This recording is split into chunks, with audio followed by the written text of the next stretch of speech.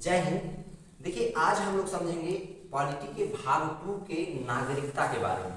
भाग 2 में नागरिकता यानी सिटीजनशिप के बारे में बात कही गई है और ये जो है सो अनुच्छेद 5 से 11 तक की चर्चा है। इसमें अनुच्छेद 5 से 11 तक सिटीजनशिप यानी नागरिकता अधिनियम की बात की गई है। नागरिकता क्या होती है, देखिए इसमें हम लोगों को कुछ पॉइंट्स जानना है। जैसे हम लोग पहले समझेंगे अनुच्छेद 5 से 11 तक क्या कहता है, यानी नागरिकता हमें भारत की मिली तो कैसे मिली।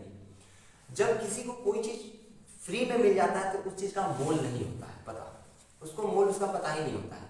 जैसे हम लोग जब यहाँ पर नागरिकता, हम लोग जब भारत में है तो हम लोग को नागरिकता मिल गई यहाँ पे जन्म लेने के बाद, तो हम लोगों को उसका पता नहीं है मोल की कैसे मिला क्या मिला। मन में सवाल ये आना चाहिए कि अगर कोई और व्यक्ति को भारत में नागरिकता लेना है तो कैसे नागरिकता प्राप्त कर सकता है।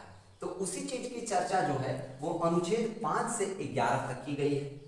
इसी में हम लोग कुछ पॉइंट्स को समझेंगे। जैसे पहले हम लोग अनुच्छेद 5 से 11 को देखेंगे।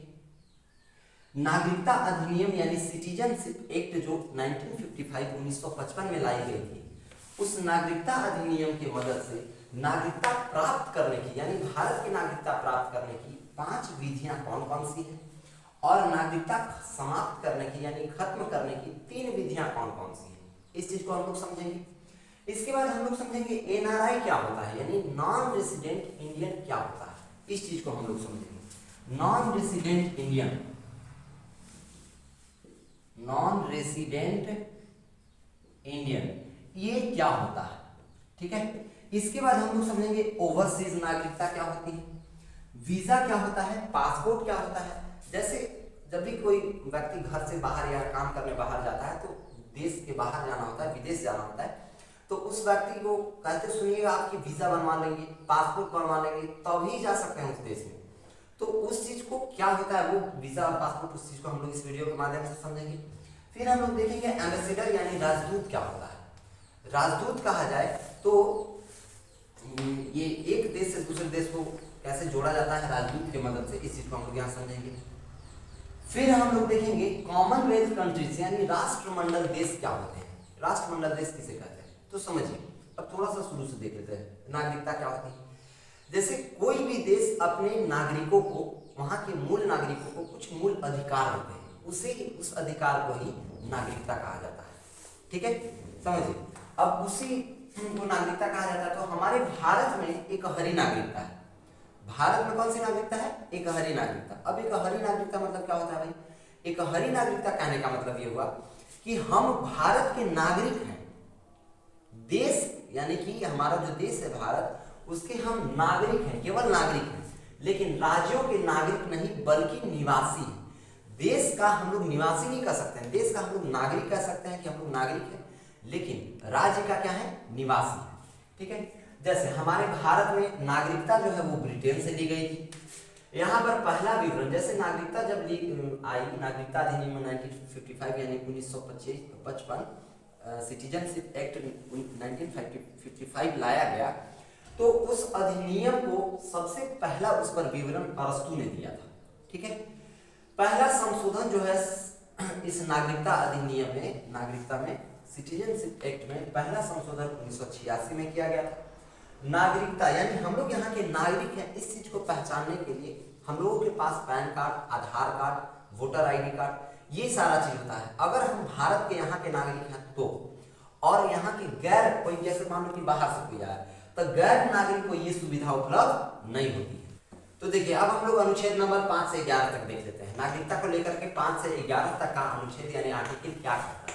अनुच्छेद 5 कहता है कि संविधान प्रारंभ में दी गई नागरिकता, जिस समय संविधान बना उस समय भारत में जो लोग थे उन सभी लोगों को नागरिकता दे दी जाएगी, यही अनुच्छेद नंबर 5 कहता है। जब संविधान बना तो उन सभी को नागरिकता मिल जाएगी जो उस समय भारत के अंदर थे। अनुच्छेद 6 क्या कहता है, पाकिस्तान से भारत आए लोगों का नागरिकता, यानी कि पाकिस्तान से आए हुए उन सभी लोगों को भी नागरिकता मिल जाएगी, लेकिन अगर वो संविधान बनने के बाद आएंगे तो उन्हें नागरिकता नहीं मिलेगी। इसे ही परमिट रूल के नाम से जाना जाता था। परमिट रूल लागू किया गया था 19 जुलाई 1948 को। हमारा भारत का संविधान 26 जनवरी 1950 को लागू किया गया। तो परमिट रूल लागू करके कह दिया गया कि जब तक भारत का संविधान बन गया तो उसके बाद अगर आप आते हैं तो आपको नागरिकता नहीं मिलेगी। अगर आप पाकिस्तान में हैं तो पाकिस्तानियों को भी नागरिकता मिल सकती थी अगर वो आ जाते थे। उसके बाद अनुच्छेद 7 क्या कहता है? अनुच्छेद 7 कहता है कि स्वतंत्रता के बाद भारत से पाकिस्तान चले गए ऐसे व्यक्ति जो संविधान बनने के पहले लौट आए तो उन्हें भी नागरिकता दे दी जाएगी। समझ पा रहे हैं क्या कर रहे हैं? थोड़ा अच्छे से समझिएगा, कंफ्यूजन नहीं होगा, बढ़िया से समझिएगा। तो अनुच्छेद 7 क्या कहता है कि स्वतंत्रता हुआ, हमारा भारत देश स्वतंत्र हुआ। जब स्वतंत्र हुआ तो उस समय यहाँ के लोग जो लोग पाकिस्तान जाना चाहते थे घूमने चल गए। अब पाकिस्तान में देखा कि सोच वहाँ इतना डिस्टर्बेंस है, कुछ भी नहीं है वहाँ, ना ही पढ़ने के लिए अच्छा इंफ्रास्ट्रक्चर है, ना ही यूनिवर्सिटी है, ना ही कॉलेज है, सब भिखारी है, सब भीख मांग रहा है, पंचर साट रहा है सब। तो यही स्थिति था। तो उन लोगों ने क्या किया कि सोचा कि भारत लौट आते हैं। तो भारत लौट करके अगर आप आए तो संविधान बनने के पहले अगर आए होते तो उन्हें नागरिकता मिल जाएगी। ये अनुच्छेद नंबर 7 कहता है। अनुच्छेद 8 क्या कहता है? अनुच्छेद 8 कहता है कि विदेश भ्रमण, यानी कि जब आप देश से बाहर घूमने जा रहे हो या नौकरी के पर्पज से जा रहे हो, नौकरी करने जा रहे हो, तो आपकी नागरिकता खत्म नहीं की जाएगी। ठीक है, आपकी नागरिकता बची रहेगी अगर आप विदेश घूमने गए हुए हो या फिर वहां पर नौकरी करने गए हुए हो। ठीक है। अनुच्छेद 9 क्या कहता है? अनुच्छेद 9 कहता है कि अगर आप विदेशी नागरिकता ले लिए, जैसे आप घूमने गए और वहीं पर रह गए, कहे कि अब हम यहाँ से नहीं जाएंगे, यहीं पर अपना फैमिली बसा लेंगे, गए थे अकेले हो गए दुकेले, मान लीजिए, तो वहां जाने के बाद अगर आप वहां की नागरिकता ले लिए तो भारत की नागरिकता आपकी रद्द कर दी जाएगी। यही अनुच्छेद नंबर 9 का कहना है। ठीक है, नागरिकता को लेकर, यानी कि विदेशी नागरिकता ले लेने के बाद भारत की नागरिकता समाप्त कर दी जाएगी। आगे बढ़ते हैं। अनुच्छेद 10 क्या कहता है? अनुच्छेद 10 कहता है कि भारतीयों की नागरिकता बनी रहेगी तब तक, मतलब अगर हम भारत में हैं तो हमारी नागरिकता, हम भारत के नागरिक तब तक कहलाएंगे जब तक कि हम कोई देश विरोधी काम ना किए हो। समझ में आएगा? यानी कि देश को भड़काने वाला कोई काम ना किया हो, देश में कुछ ऐसा उत्पाद ना मचा दिया हो कि देश को हमसे खतरा हो जाए। तो अगर किसी व्यक्ति से देश को अगर खतरा है तो वो व्यक्ति, उस व्यक्ति की नागरिकता को समाप्त कर दी जाएगी। ये अनुच्छेद नंबर 10 कहता है। समझ पा रहे हैं सब लोग? कोई प्रॉब्लम नहीं है? चलिए आगे बढ़ते हैं। अनुच्छेद 11 यही कहता है कि नागरिकता संबंधी कानून बनाने का पावर किसको दिया गया है? संसद को दिया गया है। पार्लियामेंट को नागरिकता संबंधी कानून बनाने का शक्ति है। ठीक है, अभी इसे वर्तमान में गृह मंत्रालय को दिया गया है। यह जिम्मेदारी जो है नागरिकता संबंधी कानून बनाने की जिम्मेदारी किसको दे दी गई है? गृह मंत्रालय यानी होम मिनिस्ट्री को। ठीक है, अब थोड़ा सा हम लोग आगे समझ लेते हैं। नागरिकता अधिनियम 1950 जो अधिनियम लाया गया था, सिटीजनशिप एक्ट 1955, वो क्या था?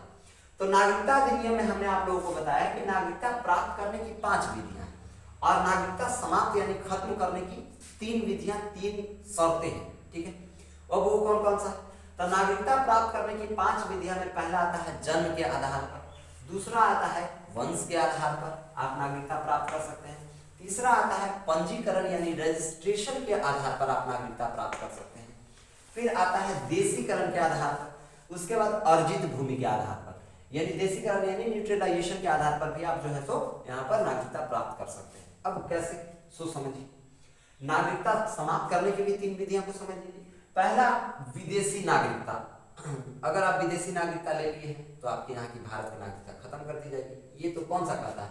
अनुच्छेद नंबर यहाँ दिख ही रहा है, अनुच्छेद नंबर 9 कहता है विदेशी नागरिकता आप ले लिए तो भारत की नागरिकता आपकी खत्म कर दी जाएगी। अनुच्छेद नंबर 9 वाला पहला कंडीशन वहां लागू कर दिया गया। दूसरा, इच्छानुसार नागरिकता। दूसरा क्या है? इच्छानुसार नागरिकता। तीसरा क्या है? देश विरोधी कार्य। यानी कि इस चीज को समझ लेते हैं फिर हम लोग उधर समझेंगे। पहले देखिए, नागरिकता प्राप्त करने की विधियां 5 हैं। पहला है जन्म के आधार पर, ये 1986 में यानी 1986 में लागू कर दिया गया था। जन्म के आधार पर संविधान लागू होने के बाद भारत में जन्म लेने वाले सभी बच्चों को नागरिकता मिल जाएगी यदि उनके माता पिता भारत के निवासी हैं तो। समझिए, संविधान लागू होने के बाद भारत में जन्म लेने वाले सभी बच्चों को नागरिकता मिल जाएगी यदि उनके माता पिता भारत के नागरिक हों तो। जैसे हम लोग जितने भी लोग हैं सभी लोग भारत के नागरिक हैं। किस वजह से? क्योंकि हमारे माता पिता भारत के थे, इसकी वजह से हमें भारत की नागरिकता मिल गई। ठीक है। दूसरा नियम क्या कहता है नागरिकता प्राप्त करने का? वंश के आधार पर। वंश के आधार पर ये लागू किया गया था 1992 में, यानी 1992 में। 1992 में जन्म के आधार पर यह लागू किया गया कि विदेश में जन्म लेने वाले बच्चों को भी नागरिकता मिल सकती है। इन लोगों को भी नागरिकता दे दी जा सकती है अगर उनके माता पिता या फिर माता पिता में से कोई भी भारत के हों तो। जैसे शिखर धवन का बच्चा, और शिखर धवन और आयशा मुखर्जी, इन दोनों ने शादी किया था। शिखर धवन और आयशा मुखर्जी का 2 बच्चे, आलिया धवन और रिया धवन। तो आलिया धवन और रिया धवन को भी यहाँ पर नागरिकता मिल जाएगी क्योंकि शिखर धवन जो है सो भारत के।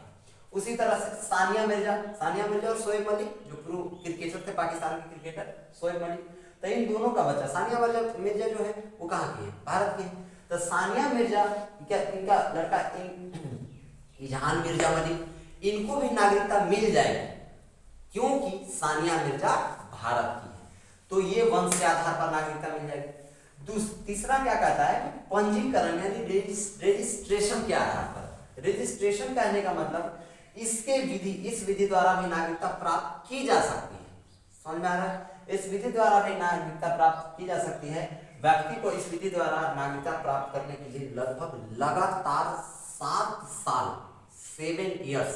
7 साल लगातार भारत में रहना होगा, तभी रजिस्ट्रेशन यानी कि पंजीकरण के आधार पर, पंजीकरण विधि से उसे भारत की नागरिकता मिल सकती है। कितने साल? 7 साल। भूलिएगा नहीं, कितने साल बोले? 7 साल। यानी अगर 7 साल वो लगातार भारत में रहता है तो उसे भी नागरिकता दे दी जा सकती है। किसके आधार पर? पंजीकरण के आधार पर। ठीक है। इस विधि द्वारा राष्ट्रमंडल देशों को नागरिकता दे दी जाती है। राष्ट्रमंडल जो देश होते हैं उनको नागरिकता दे दी जाती है इस रजिस्ट्रेशन विधि द्वारा। अब देखते हैं हम लोग देशीकरण यानी न्यूट्रलाइजेशन विधि द्वारा कैसे नागरिकता प्राप्त किया जा सकता है। तो नागरिकता प्राप्त करने में वैसा व्यक्ति जो कम से कम, इसमें कंडीशंस क्या है कि वैसा व्यक्ति जो कम से कम एक भाषा जानता हो, भारत का कोई एक भाषा, भारतीय भाषा जानता हो, भारत के प्रति सकारात्मक सोच रखता हो यानी पॉजिटिव थिंकिंग रखता हो, वैज्ञानिक या कला में साइंटिस्ट के रूप में या फिर आर्टिस्ट के रूप में वो जो है सो निपुण हो कोई भी एक क्षेत्र में, और लगातार 12 वर्ष तक यानी 12 साल तक भारत में रहा हो, उस व्यक्ति को न्यूट्रलाइजेशन यानी देशीकरण विधि द्वारा नागरिकता मिल सकती है। इतने कंडीशंस को फॉलो करने होंगे तब जाकर के आप देशीकरण विधि द्वारा नागरिकता प्राप्त कर सकते हैं। जैसे मदर टेरेसा को भी भारत में नागरिकता इसी विधि द्वारा मिला था, देशीकरण की विधि द्वारा। अब आगे बढ़िए, एक 5वां जो विधि है 5 नंबर, अर्जित भूमि। 5वां नंबर, किसी विदेशी राज्य को भारत में मिला लेने पर वहां के लोगों की नागरिकता मिल जाती है, सरकार उसे उसकी नागरिकता दे देती है। कैसे? जैसे असम को देखिए, असम को 35वां संविधान संशोधन द्वारा सह राज्य बना गया और 36वां संविधान संशोधन द्वारा उसे अपने में मिला लिया गया, भारत अपने में मिला लिया यानी राज्य बना दिया, राज्य घोषित कर दिया गया। तो सॉरी असम बोल रहा हूं मैं by mistake, Sikkim sorry by mistake, Sikkim जो है भारत में जब मिला, भारत में जब इसको विलय कराया गया, विलय मतलब मिल जाना, सिक्किम को जब भारत में मिलाया गया तो वहां के जितने भी नागरिक थे उन सभी को वहां की यानी भारत की नागरिकता दे दी गई। किस विधि द्वारा? अर्जित भूमि विधि द्वारा। ठीक है। जैसे बांग्लादेश के परगना जिले को भी यही हुआ। ठीक है। चलिए, तो ये यहाँ तक। अब हम लोग समझते हैं कि एनआरआई क्या होता है। एनआरआई जैसे देखिए, जो व्यक्ति भारत का हो, जो व्यक्ति हो वो भारत का हो, भारत का कोई व्यक्ति जो कि भारत में नहीं हो फिलहाल, वो विदेश में रह रहा हो, कहाँ पे रह रहा हो? विदेश में रह रहा हो, वर्तमान में भारत में नहीं रह रहा हो लेकिन वो नागरिक कहाँ का हो? भारत का हो। 6 माह से ज्यादा अगर वो विदेश में चला गया या घूमने के लिए या रहने के लिए यानी नौकरी के लिए, या फिर 6 माह से नहीं, अगर 6 माह से ज्यादा वो विदेश में रहा पढ़ाई या नौकरी के पर्पज से, तो उसे हम लोग एनआरआई, नॉन रेसिडेंट इंडियन कहेंगे। ठीक है। इसके बाद आता है ओवरसीज नागरिकता। ओवरसीज नागरिकता क्या होती है? ओवरसीज नागरिकता को 2005 में लक्ष्मीमल सिंघवी समिति द्वारा जोड़ा गया था।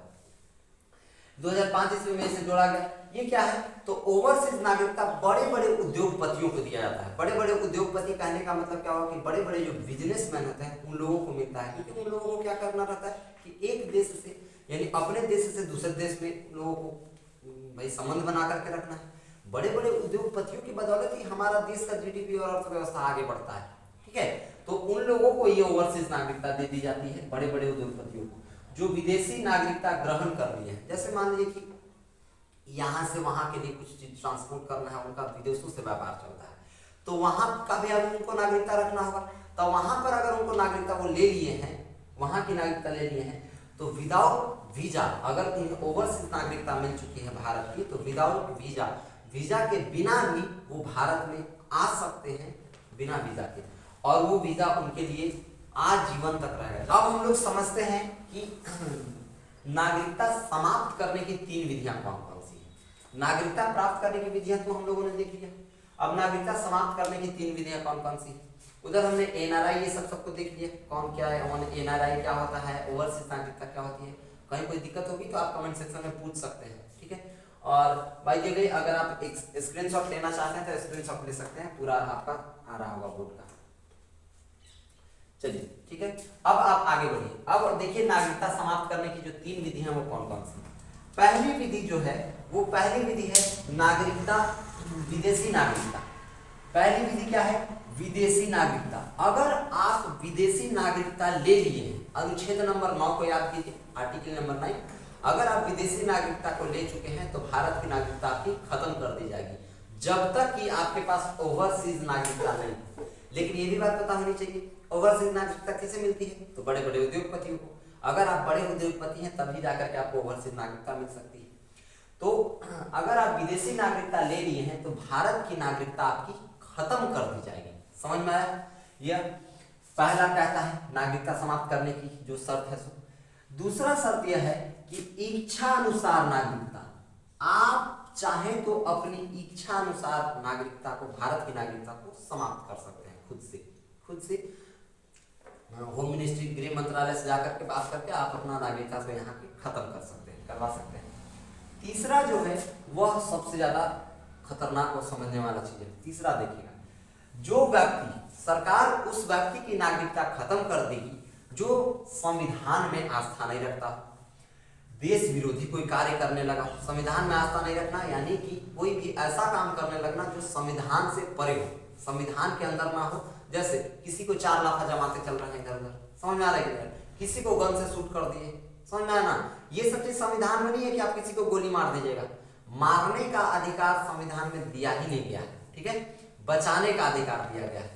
इसीलिए देखे होंगे कि आप चौक चौराहा पे जाइएगा तो हेलमेट के लिए पुलिस मांगती है, हेलमेट होती है, क्योंकि उसे अनुच्छेद नंबर 21 के तहत जीवन जीने का अधिकार आपको है, जीवन खत्म करने का नहीं, ठीक है। चलिए, तो यहाँ पर हम लोग देखते हैं संविधान में आस्था जो व्यक्ति नहीं रखेगा, देश विरोधी कोई कार्य करने लगेगा तो उसकी नागरिकता खत्म कर दी जाएगी, या फिर वो पागल हो जाएगा। पागल यानी पत्थर में कैसे घूमते चल रहे हैं, जो मिलेगा उसको निपटा देंगे। समझ में आएगा भैया? ये स्थिति अगर आ जाए तो आपकी नागरिकता समाप्त कर दी जाएगी। ये पागल यानी कि कुछ भी कर सकते हैं आप, डिस्टर्ब हो सकते हैं, इसलिए ध्यान रखिएगा, ऐसा नहीं होना है, नहीं तो नागरिकता आपकी खत्म कर दी जाएगी। इसके बाद होता है कि धोखे से नागरिकता ग्रहण करना। अगर आप धोखे से नागरिकता ग्रहण कर लेते हैं, यानी कि कोई भी उस तरह से काम करके, जैसे यहाँ पे आए आप अचानक विदेश से और यहाँ का Aadhaar card, voter ID card, PAN card fake बनवा करके मतलब रहने लगा, धोखे से नागरिकता किसी तरह से आप ग्रहण कर लिए, या फिर बिना बताए लगातार 7 साल तक, 7 ईयर्स, 7 साल तक आप विदेश में रह जाते हैं तो भी आपकी नागरिकता खत्म कर दी जाएगी। अब समझिए, अब हम लोग देखेंगे वीजा, पासपोर्ट, एम्बेसडर और एक और जो कि कॉमनवेल्थ कंट्री यानी राष्ट्रमंडल देश क्या होते हैं। पहले हम लोग समझते हैं वीजा। वीजा यानी कि किसी दूसरे देश, अगर आपको अपने देश से किसी दूसरे देश में जाना है तो उस देश की परमिशन लेनी होती है। जैसे मान लीजिए कि हमारा घर है, अब हमारे घर से बगल वाले आंटी जी का घर में जाना है, तब उस घर में जाने के लिए आंटी जी का परमिशन लेना होगा। उसी तरह से एक अपने देश से दूसरे देश में जाने के लिए परमिशन लेना होता है, उसी को वीजा कहा जाता है। यानी कि किसी दूसरे देश में जाने के लिए उस देश की अनुमति लेनी होती है, इसी अनुमति को वीजा कहते हैं। विदाउट वीजा यानी बिना वीजा के आप किसी दूसरे देश में प्रवेश नहीं कर सकते। अब पासपोर्ट क्या होता है? पासपोर्ट यानी कि अपने देश को छोड़कर, जैसे हम अगर अपने घर में रह रहे हैं तो दूसरे जगह जाने के लिए, कहीं और जाने के लिए घर के व्यक्ति का, यानी घर में जो पेरेंट्स हैं, यानी कि घर के जो मुखिया हैं, जैसे माता पिता, उनसे परमिशन लेना होता है। उसी तरह से अगर अपने देश को छोड़ करके हमें दूसरे देश में जाना है तो अपने देश से परमिशन लेना होता है। उसी परमिशन को पासपोर्ट कहते हैं। यानी अपने देश को छोड़कर दूसरे देश में जाने के लिए खुद अपने देश की अनुमति लेनी होती है, उसे पासपोर्ट कहते हैं।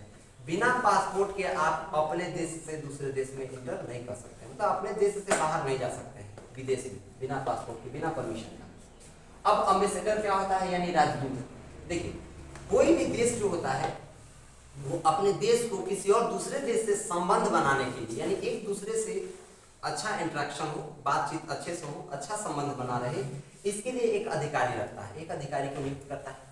यानी कि बीच का नारद मुनि वाला काम होता है। जैसे नारद मुनि जी क्या करते थे रामायण में, इसका बात वहां से वहां करते थे, उसी तरह से उससे अगर सामने वाला से हमें कनेक्शन अच्छे बना करके रखने हैं तो उससे अच्छा संबंध बना के रखना होगा। उस संबंध को बनाने के लिए एक अधिकारी को नियुक्त करता है देश। यानी कि प्रत्येक देश अपने देश के लिए एक अधिकारी को दूसरे देश में राजनीतिक संबंध बनाने के लिए, यानी पॉलिटिकल रिलेशन बढ़िया रहे, इसके लिए जो है वो एक अधिकारी को रखता है। उसे ही एम्बेसडर या राजदूत कहते हैं। ठीक है, कोई भी देश किसी दूसरे देश के राजदूत पर कोई भी पुलिस कार्रवाई या फिर उसे गिरफ्तारी या फिर कोई मुकदमा का काम नहीं कर सकता, उस पर मुकदमा ये सब नहीं चला सकता है। और यह जो व्यवस्था किया गया था वो वियना समझौता के तहत किया गया था। वियना एक समझौता है। समझौता क्या है उस चीज को हम लोग अगले वीडियो में कभी बता देंगे। यह एक समझौता था, वियना समझौता। उसी के तहत इस राजदूत वाले बात को जोड़ा गया था कि कोई भी राजदूत किसी दूसरे देश के राजदूत पर कोई भी कार्रवाई नहीं कर सकता है। ठीक है, इसके बाद आप समझते हैं राष्ट्रमंडल देश यानी कॉमनवेल्थ कंट्री क्या होते हैं। कॉमनवेल्थ कंट्री यानी कि वैसे देश जो कभी ना कभी इंग्लैंड के गुलाम रहे, जैसे हमारा भारत भी है, वैसे देश जो कभी ना कभी इंग्लैंड के गुलाम रहे हों उसे कॉमनवेल्थ कंट्री यानी कि राष्ट्रमंडल देश कहा जाता है। यहाँ के अभी लगभग में इसकी संख्या 53 है। कॉमनवेल्थ कंट्री की संख्या 53 है। यहाँ जो राजदूत होते हैं उन राजदूतों को यहाँ हाई कमिश्नर यानी उच्चायुक्त कहा जाता है। क्या कहा जाता है? उच्चायुक्त। अभी वर्तमान में देखा जाए तो इसकी मुख्यालय लंदन में बना दी गई है और यहाँ के जो अध्यक्ष है वह महाराज चार्ल्स तृतीय। अभी फिलहाल में वर्तमान में अध्यक्ष जो बनाया गया है कॉमनवेल्थ कंट्री का, जिनका नाम है महाराज चार्ल्स तृतीय। ठीक है, तो ये सभी जानकारियां थी जो कि आपको इस वीडियो के माध्यम से मिल चुकी है। अब हम लोग मिलेंगे नेक्स्ट वीडियो में, तब तक के लिए